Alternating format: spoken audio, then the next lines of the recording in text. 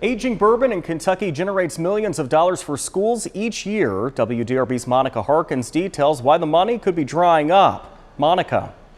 For each barrel sitting in Kentucky, distilleries pay a distilled spirits tax, basically like a property tax. The dollar amount, more than $28 million, going to local governments and schools across the Commonwealth per year. The proof is in the barrels. Kentucky's stacked stories high and miles wide with bourbon. It's very important that we have a healthy bourbon industry. Kentucky lawmakers now talking about the bourbon barrel tax in a dedicated task force, with Senate President Stivers as a co-chair. You can't sell it, you can't move it for several years, but it's still being taxed. In July, the task force heard testimony about how removing it could help Kentucky compete with other states. It becomes a real business impediment.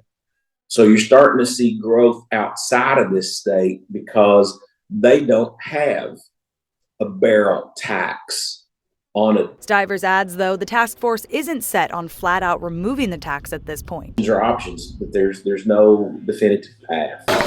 At the next meeting Thursday, Jim Henderson with Kentucky Association of Counties will voice concerns with removing the tax. Our simple position is don't do it. If the tax is removed, Henderson says the projected revenue loss, based on 2021 data, is about $28 million.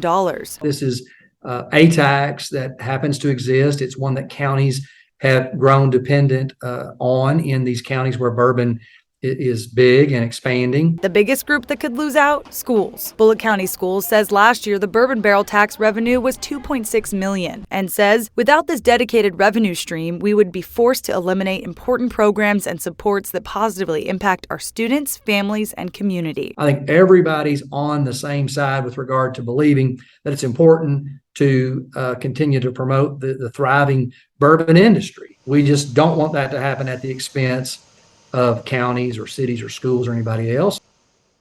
President Stivers says the discussion is still in the early stages, and there isn't a clear answer yet either on how the money would be replaced if the barrel tax is removed. Monica Harkins, WDRB News.